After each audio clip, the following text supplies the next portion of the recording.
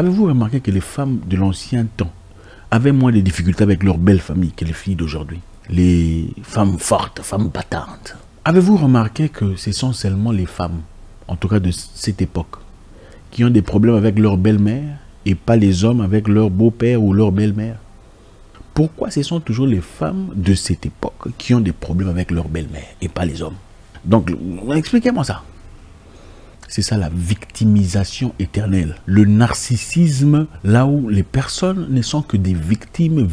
C'est-à-dire, vous rencontrerez des gens, de ces femmes, qui n'ont jamais tort. Elle ne te dira jamais, au fait, c'est moi qui ai commencé, j'ai fait un commentaire déplacé, voilà comment l'histoire a changé de forme. Jamais.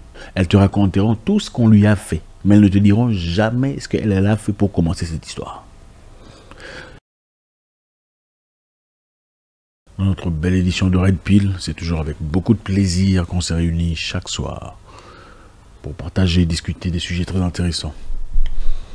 Aujourd'hui, je tiens à vous remercier infiniment, tout le monde en tout cas, ceux qui nous suivent depuis longtemps, ceux qui sont réguliers, ceux qui commentent, ceux qui participent. Merci infiniment, merci à tout le monde.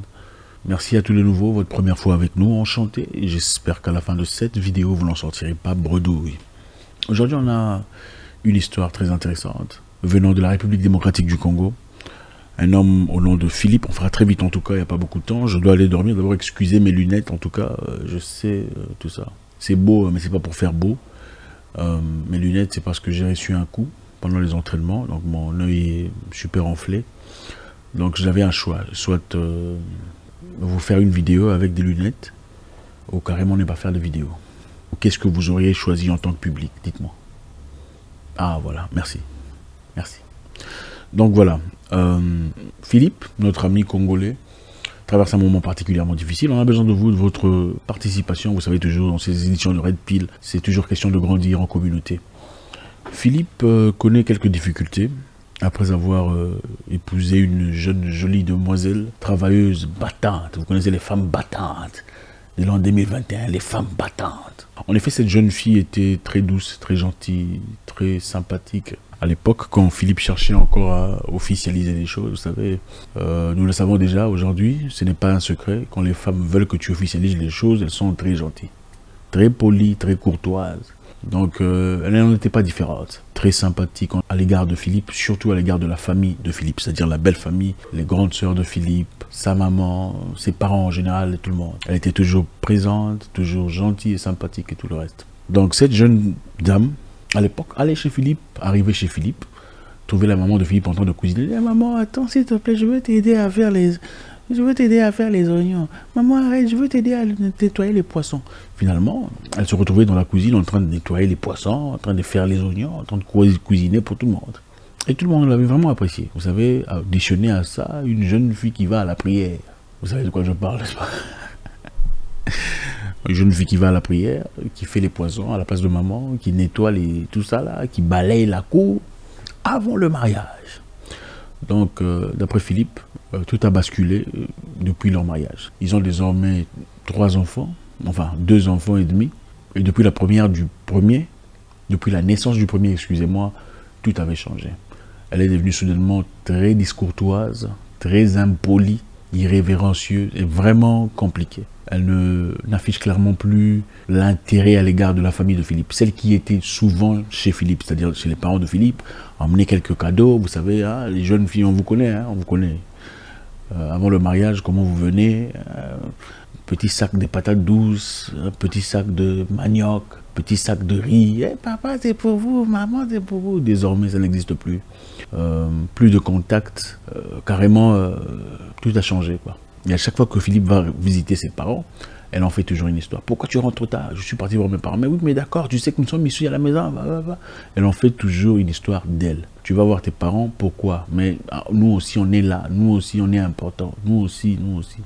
Et c'est très compliqué. Aujourd'hui, la femme de Philippe est en difficulté avec quelques-uns des proches de Philippe, ceux qui sont assez forts pour s'exprimer. Dire, voilà, ce garçon que tu as trouvé dans la vie, tu ne l'as pas ramassé dans les rues. Il faisait partie d'une famille. Toi, tu es venu, tu es jolie, tu es bien, d'accord, on a aimé. Mais comment ça se fait qu'après le mariage, tu as changé? Qu'est-ce qui s'est passé? Alors voilà, Philippe, au creux de la vague, il ne sait pas tout à fait comment faire, comment se comporter. On va essayer de l'aider, n'est-ce pas? Merci infiniment. J'espère que vous avez vos verres. Excusez-moi, aujourd'hui, ce ne vont pas dans le setup, les paramétrages normal. Donc, on va y aller. Philippe, merci infiniment pour l'amour et la confiance que tu nous accordes dans notre communauté d'hommes. D'abord, on doit rappeler, hein, ici, c'est les hommes. Hein, il n'y a pas les femmes ici. Nous savons que vous venez quand même. Mais ça, c'est chez nous. C'est là où on fait des stratégies contre tout ce qui est contre la masculinité. Donc, cher Philippe, d'abord, je vais commencer par dire... Il y a des choses qu'on apprend à sa femme très tôt, telles que le respect de la famille. Le respect de la famille est crucial. Et pour qu'une femme s'appelle femme de quelqu'un, elle doit avoir un respect considérable pour la famille de son conjoint. Vous savez, en Afrique, on n'épouse pas seulement la femme. Quand on épouse la femme, on épouse la famille, toute la famille de la femme. La femme épouse l'homme.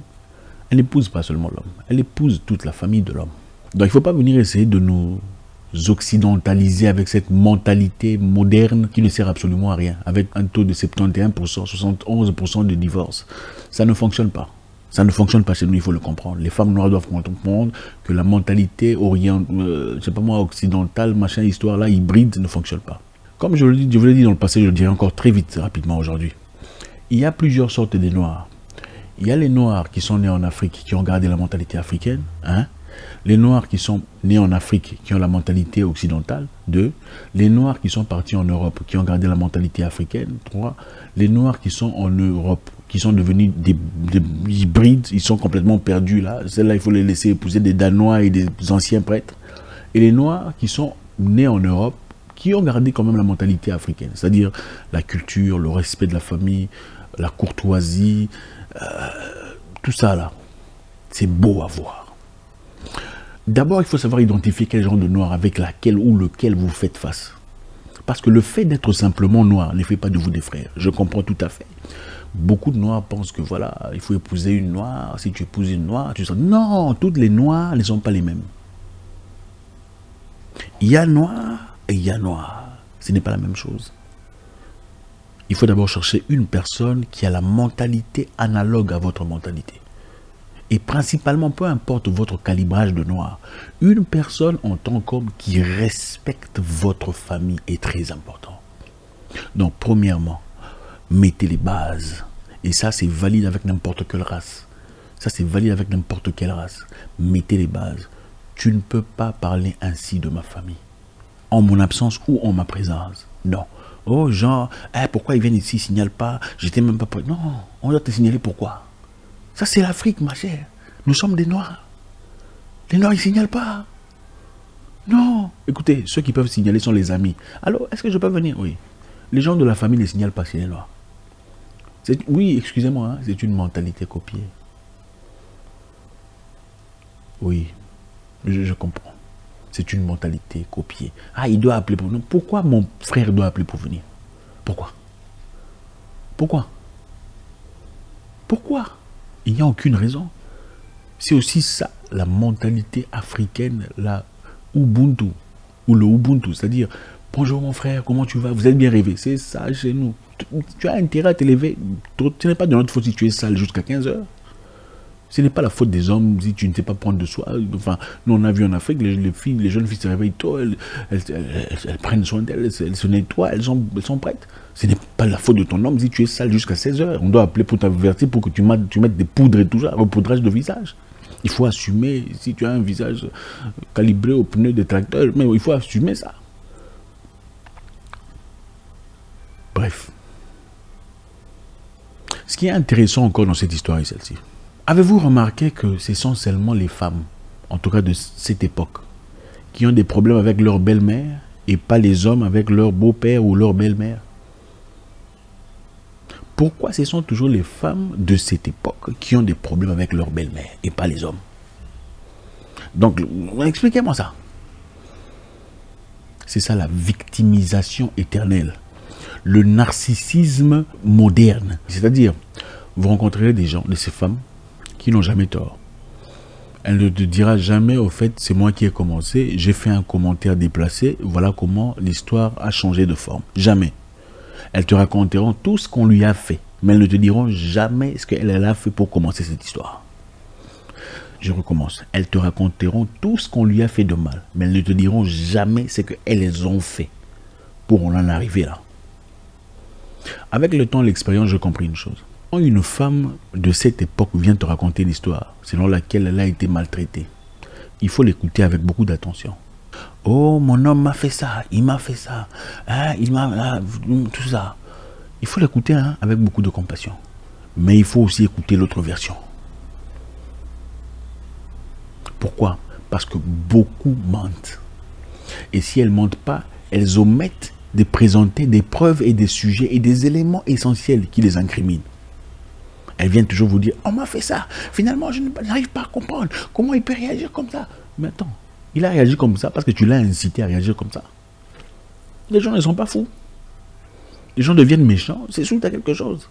Mais malheureusement, les hommes généralement reconnaissent, bon, je crois que j'ai fou. En tout cas, c'était de ma faute là. Les femmes de notre époque, malheureusement, ne le reconnaissent pas. Deuxième chose, avez-vous remarqué que les femmes de l'ancien temps avaient moins de difficultés avec leur belle famille que les filles d'aujourd'hui? Les femmes fortes, femmes battantes. Cherchez une femme équilibrée. 2. Cherchez une femme venant d'une famille stable. Là où il y a le respect de papa, maman et les enfants. Famille stable, c'est aussi une famille, pas des familles où papa ne parle pas avec ses frères. Où papa et ses frères ont des problèmes, ils sont des ennemis. Il faut éviter ces histoires-là. Parce qu'elles vont emmener ces histoires-là dans votre famille. Oh, mon père ne parle pas à ses frères parce que ses frères ne vont pas à l'église. Il faut éviter ces genres de femmes. Moi, je vous promets. Vous trouvez une femme où son père ne parle pas à ses frères parce qu'ils ne vont pas à leur église. Il faut éviter ces genres de famille. Vous aurez des sérieux problèmes. Pourquoi? Parce qu'elles vont emmener cette mentalité chez vous à la maison. Ah, tes frères ne peuvent pas venir ici. Eh non, non, non. Pourquoi? Parce que, voilà, naturellement, quand on est extrémiste dans la tête, on pense que tout le monde est le diable, tout le monde est sorcier, mais on ne comprend pas qu'en réalité, c'est soi-même qui est le diable dans la situation. On dit priez pour vos ennemis. Bénissez ceux qui vous maltraitent. Selon, en tout cas ceux de cette époque, ont transformé l'évangile selon laquelle tous ceux qui ne parlent pas votre langage, il faut les tuer, il faut les chasser, il faut les bombarder. Ça n'a aucun sens. Dieu est le Dieu de tout le monde. Il aime tout le monde, il bénit qui il veut. Dieu ne bénit pas nécessairement ceux qui prient. Il y a des gens qui ne prient pas mais qui sont bénis, qui réussissent. Il y a des gens qui ne prient pas mais qui ont des mariages stables. Dieu bénit qui il veut. Et vous pouvez être béni à travers une personne qui ne prie pas. Votre patron, il prie dans votre église. Vous voyez? Vous ne mangez pas l'argent venant de sa poche. Ah, mais quand ce sont des gens qui sont moins que vous sur le plan social, alors là, vous ne voulez pas de ces personnes. Donc, ces gens de personnes qui refusent des gens dans leur famille quand ils sont moins sur le plan social. Mais quand ils sont plus élevés, là, il n'y a pas de souci. Ils peuvent prier n'importe quoi, mais du moment qu'ils sont plus élevés sur le plan social, ils peuvent venir. Rentrons dans notre élément. Cher frère Philippe, établissez le respect. Faites voir à votre femme combien est l'importance de votre mère dans votre vie. Votre maman veut simplement, clairement, en tout cas souvent, à moins que, c'est vrai, il peut y arriver qu'on ait des belles-mères qui sont des sorcières, ça je le dis, mais elles sont très, très, très, très, très rares. Malheureusement aujourd'hui, comme ces femmes-là, qui sont toujours victimes des pervers narcissiques dans leur vie, elles sont curieusement aussi toujours victimes des mauvaises familles. C'est une forme qu'elles ont trouvée généralement pour essayer d'incriminer toutes les familles et s'abstenir de toute responsabilité de médiocrité. C'est ma belle famille qui est mauvaise. Ma belle famille, ils sont jaloux. Ils sont jaloux de toi, pourquoi? Quand tu es venu, tu t'es accueilli. Tu lavais les assiettes, tu faisais le foufou, je ne sais pas quoi. Tu disais, hey, maman. Soudainement, ils sont devenus mauvais. Pourquoi avant, ils n'étaient pas mauvais? Si on ne voulait pas de toi, il fallait te rejeter depuis longtemps. Ce n'est pas aujourd'hui que ça va commencer. Ce sont ces femmes-là hypocrites qui, bizarrement, vous allez les voir toujours, hey, Seigneur. Mais voilà. S'il n'y a pas de respect pour votre mère, elle ne peut pas prétendre vous aimer. C'est impossible. Il y a aimer quelqu'un et aimer sa propre vie et se marier à cette personne. Je répète, il y a aimer quelqu'un et aimer tellement sa vie qu'on se sent obligé ou contraint d'épouser un certain type de personne pour avoir une vie bien. Ce n'est pas la même chose. Celui qui t'aime ne peut pas détester ta mère. Ce n'est pas possible. Et même si ta mère est difficile, elle dira, maman, excuse-moi, maman, je suis désolé. Pourquoi? Parce que ta mère devient sa mère. Et moi, je trouve ça impossible qu'on soit quelqu'un de bien, de poli, de humble surtout. Et qu'on soit battu et torpillé et rejeté à son... C'est impossible. Même le serpent aime ses enfants. Même les serpents aiment les animaux qui lui sont gentils. Il n'est pas aussi agressif que monsieur. C'est-à-dire, on peut rencontrer une famille difficile. Mais votre façon de vous tenir, votre façon, ce n'est pas pour dire qu'il faut accepter. Voilà, les toxiques, je vous entends déjà. Ça ne veut pas dire qu'il faut accepter n'importe quoi. Ce n'est pas ce qu'on vous dit. On vous dit qu'il faut être respectueux. Toi, tu vas insulter la maman de ton mari parce qu'elle t'a dit un truc méchant. Insulterais-tu ta mère si elle te disait la chose méchante? Non, tu ne le ferais pas. C'est quoi la différence? Parce que tu es sorti de son ventre. Mais ton mari est sorti de son ventre. Tu lui dois autant de respect. Évitez ce genre de femmes. Observez ce genre de femmes autour de vos membres de famille. Si elles ne fournissent aucun effort pour chercher à devenir proche de votre famille. En tout cas, si vous valorisez votre famille, il faut faire très attention. Pour finir, il y a une grande différence entre les belles-sœurs. C'est-à-dire, il y a la belle-sœur qui reste ta belle-sœur, donc la femme de ton frère, et la belle-sœur qui devient finalement ta sœur. Il y a la belle-sœur qui reste la femme de ton frère, et la belle-sœur qui devient ta sœur. Elles sont différentes. Leur façon de procéder est différente. Leur centre d'intérêt est différent. Leur intérêt, ce n'est pas moi. Leur intérêt formant une famille. Il y a de ces filles, quand elles viennent dans votre famille, elles vous séparent. Et ça, c'est la vérité. Et seules les femmes normales le reconnaissent. Seules les femmes normales reconnaissent qu'il y a des femmes qui, quand elles viennent dans votre famille, elles vous séparent. Les autres vous diront, ah, non, c'est parce qu'elle a la famille. Vous êtes malade. Si vous demandez à ces mêmes filles-là, s'il y a une seule relation dans leur vie où elles avaient tort, elles vous diront non, il n'y a aucune relation où elles avaient tort. Toutes les relations passées, elles avaient raison. Elles étaient victimes. Il faut éviter ces gens de victimes éternelles, des sorcières. Cherchez à apporter dans vos familles des sœurs à vos beaux-frères et belles-sœurs. Pardon. Cherchez à apporter dans vos familles des femmes qui deviendront des sœurs à vos sœurs, des enfants à vos parents, des sœurs à vos frères. Donc, pour agrandir la famille, des gens qui ne viendront pas vous séparer de vos frères, disant, eh non, maintenant tu es marié, il est adulte qui prennent soin de lui. Mais des gens qui diront, il reste ton frère. Même si vous avez des problèmes, il faut l'appeler pour discuter. Il y a différents types de femmes. Il y a des femmes qui, quand il y a des problèmes dans la famille, elles disent, tu dois parler à ton frère. C'est ton frère après tout. Il faut arranger, c'est ton frère. Et il y a d'autres qui disent, ah, il t'a manqué de respect. Tu es plus âgé après tout. Il ne peut pas faire ça. C'est ça, des sorcières. Pourquoi? Parce que dans sa famille, son frère, son papa et ses frères ne s'entendent pas. C'est pourquoi je vous dis, examinez leur famille, c'est important. Qu'on ne vous dise pas, oh, il ne faut pas regarder, c'est faux. Il faut examiner ce qui se passe chez eux. Les gens mènent naturellement ce qu'ils sont. Ça fait partie de la vie. Je sais, ce message ne sera pas très bien accueilli. En réalité, on s'en fout. Ici, c'est la vérité. Sans bugage. Quand vous choisissez une femme, vous choisissez pas seulement la maman de vos enfants, vous choisissez un partenaire de vie. Une personne qui participera à la construction de la structure pyramidale de votre avenir, qui inclura évidemment vos parents s'ils sont toujours vivants. Et vous ne voulez pas d'une personne à côté de vous qui est égoïste, égocentriste, nombriliste, qui ne voit que ses intérêts et ses avantages. La plupart de ces femmes qui deviennent méchantes, c'est pourquoi? C'est parce qu'elles sont jalouses, elles sont méchantes. C'est-à-dire, quand elles se marient à l'homme, elles s'attendent à ce que l'homme devienne exclusivement leur appartenance, leur objet. Donc que toute son attention se détourne de ses parents, ses soeurs, tout ça, hein, qui te donnent seulement à toi l'attention. Donc même si l'homme là, c'était l'unité de mesure, c'était la personne qui soutenait la famille sur le plan financier, désormais depuis qu'il est marié, il ne le fasse plus. Non, maintenant c'est toi. Donc toi tu viens de votre famille là-bas, loin, personne ne te connaît. Tu es venu après 32 ans ou 37 ans, qu'on abandonne tout le monde qui a participé à la croissance du garçon, tout le monde qui a contribué à son développement, et qu'on prenne soin de toi. Maintenant, qu'est-ce que toi tu donnes en retour? Qu'est-ce que tu donnes en retour qu'on ne peut pas avoir ailleurs? Il faut respecter les gens. Quand les gens prennent leur enfant, on l'envoie dans les bonnes écoles, on les apprend à tout ça, ils deviennent des hommes. Il faut respecter les gens qui ont fait ça. Il faut savoir équilibrer. Si c'est vraiment il restera votre mari pour le reste de votre vie. Accordez-lui la chance de quand même entretenir une bonne relation avec sa belle famille. Il y a des familles ici que j'ai vues, des familles grecques surtout, ils sont toujours ensemble. Ils sont à 8, mais ils sont toujours ensemble. Chaque fin du mois, ils vont tous se réunir dans la maison de leur maman, comment vous appelez ça? Maman in-law. Maman in-law, c'est quoi? Belle-mère.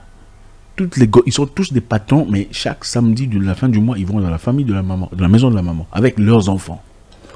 Mais chez les Noirs, c'est toujours impossible. Chacun a des problèmes. Elle n'est pas bien habillée que moi. Pourquoi la femme...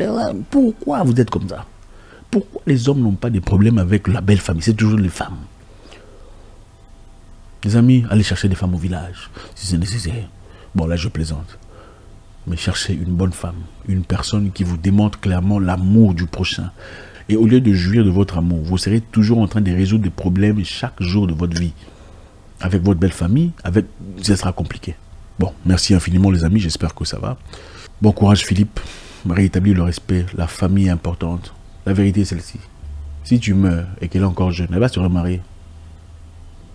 Ça c'est la triste vérité que personne ne veut entendre, mais c'est la vérité.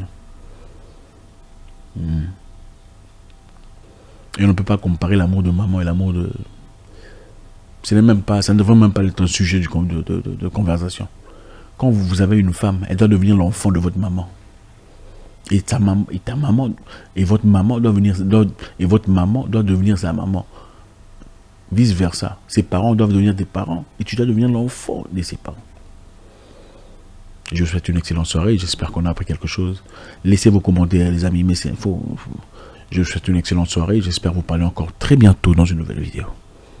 Au revoir.